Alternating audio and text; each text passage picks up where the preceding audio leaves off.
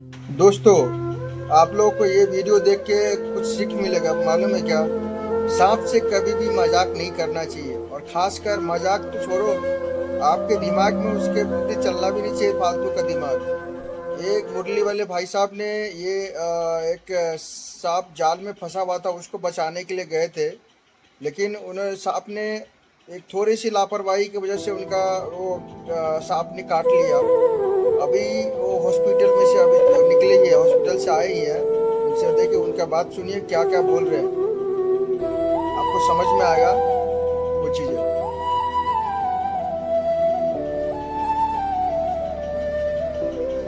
जिसको भगवान ने हलक नहीं दिया है वो बोल पड़ता है। आपकी देखिए, जरा से टूटी एक गलती पे सांपों को रेस्क्यू करने वाले और उन्हें एक नई जिंदगी देने वाले मुरली वाले हौसला अभी हमारे साथ हैं।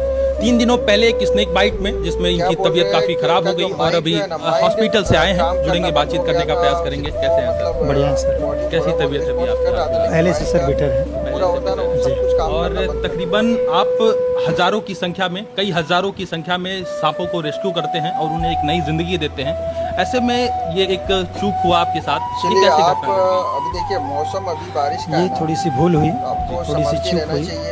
और सांप कोबरा था वो फंसा हुआ था, काफी गुस्सैल था और हमने सोचा कि बस इसको फटाक से पैक कर लेंगे, तो वही थोड़ी सी चूक हुई, नहीं तो वो बाइट नहीं कर पाता। तो हमने जब कैंची उठाया उसको जाल से निकालने के लिए, तो मैंने ये सोचा कि कहीं इसका स्किन न कट जाए, सिर्फ धागा कटे, और ये वो पूरी तरीके से फंसा नहीं था और इतने में वो उड़ करके आया और काट लिया। वो नीचे बैठा हुआ था। हाँ, नीचे बैठा और हुआ। आप ये चाहते थे कि मतलब कैंची से जब काट रहे थे तो चाहते थे स्किन ना कटे, हाँ, स्किन न कटे, धागा कटे, किसी प्रकार से चोटिल ना हो। चोटिल ना हो। तो हमारा दिमाग धागे पे था और उसका दिमाग हमारी उंगली पे था, तो उसने पहले अपना काम किया। तो जब सांप ने काट लिया तो फिर मैंने सोचा कि अब तो काट ही लिया है, तो फिर उसे मैं 1 मिनट के अंदर पैक किया झोले में। अच्छा। वहाँ जाल से काट के निकाल के तुरंत झोले में डाल दिया और फिर वहाँ से तब तक हमारी गाड़ी नहीं स्टार्ट हुई।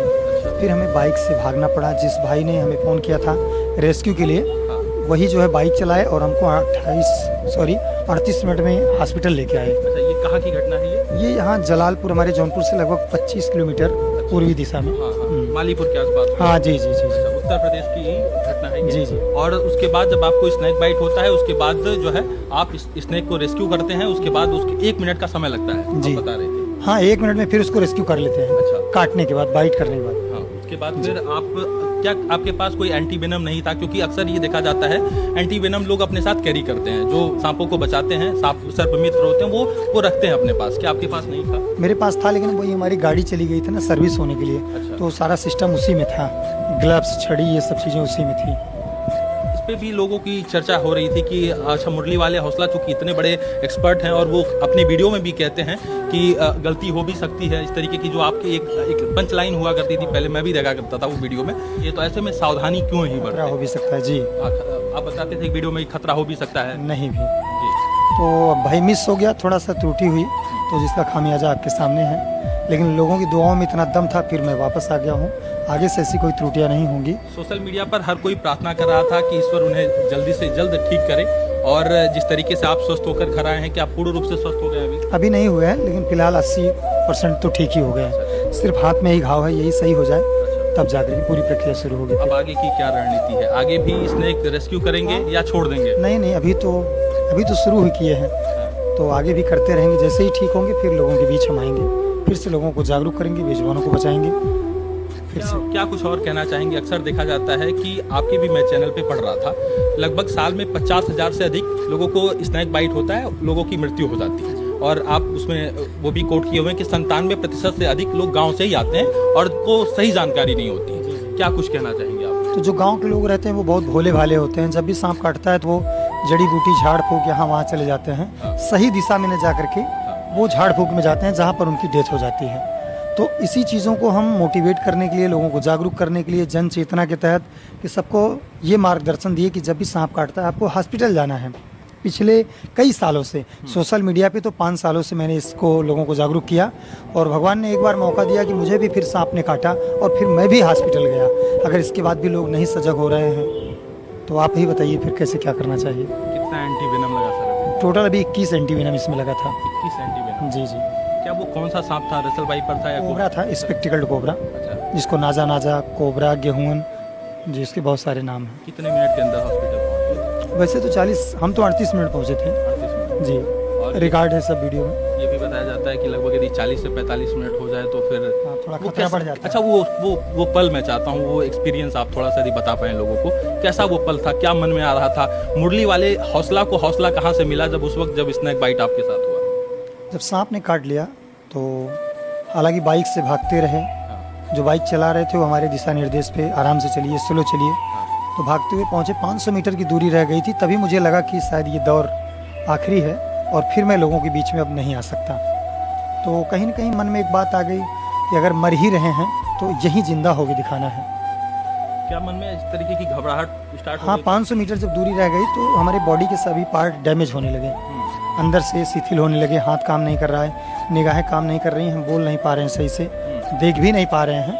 तो फिर सिर्फ हमारा दिमाग चल रहा है, मैं सोच रहा हूँ सब चीज़ों को। तो सोचने लगा तो सोचते सोचते किसी ने क्या खूब कहा था कि गर्दिशे अय्याम का रुख मोड़ लेते हैं और हम वो कातिल हैं जो बातिल का पंजा तोड़ देते हैं, हमें वो कमाल भी हासिल है, गमों से खुशियाँ निचोड़ लेते हैं। मैंने सोचा कि अब एक ही पल है, एक ही दम है, एक ही सांस है, इसी में ज़िंदा होकर दिखाना है अपने चाहने वालों को। और क्योंकि जो लोग मुझ पे इतनी ज़्यादा दुआएं, इतना ज़्यादा ट्रस्ट किया है, उनके सामने मुझे खड़ा उतरना है।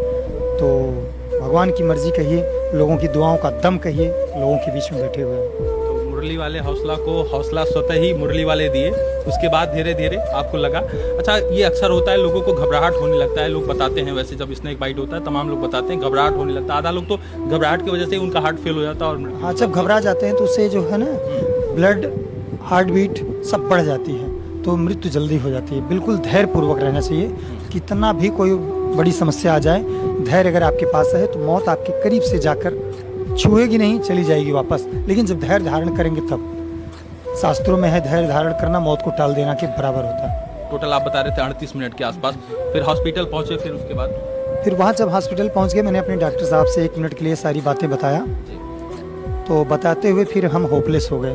फिर 5 से 6 घंटे के बाद हमको होश आई, तो मुझे पता चला कि नहीं, मैं स्वस्थ हूँ।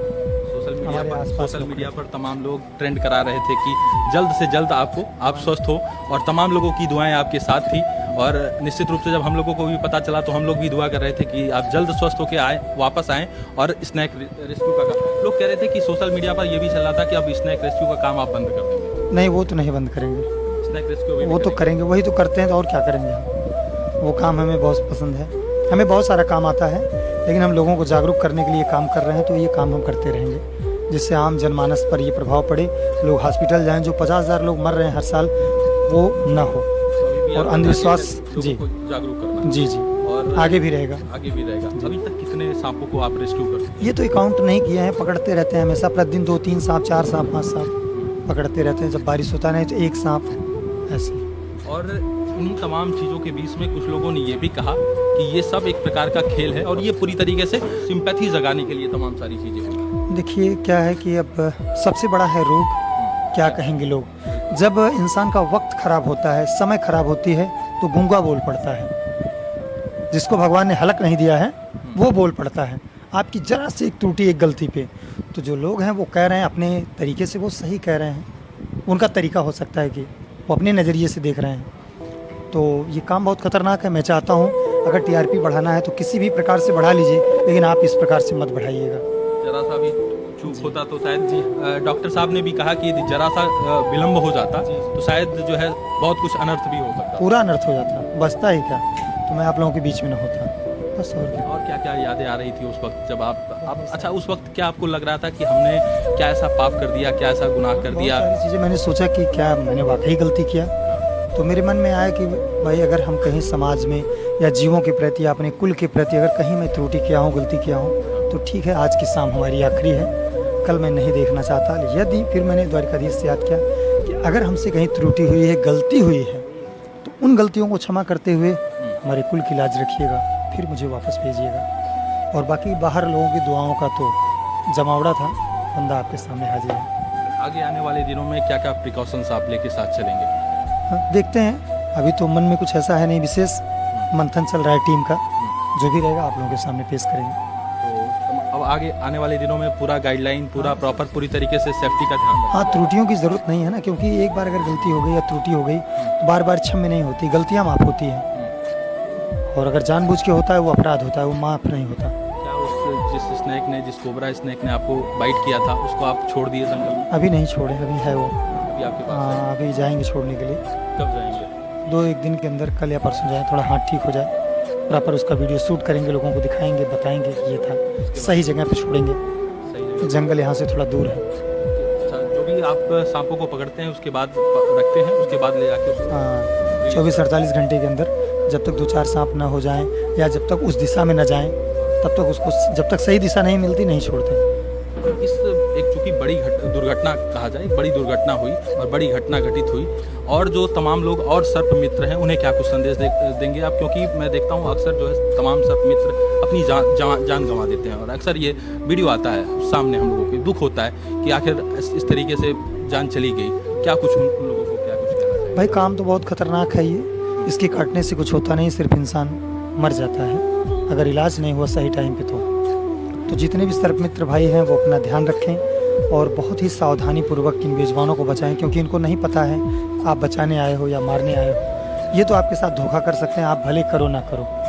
तो बहुत ही सजगता के साथ, बड़ी सावधानियों के साथ आप इस प्रक्रिया को पूरा कीजिए।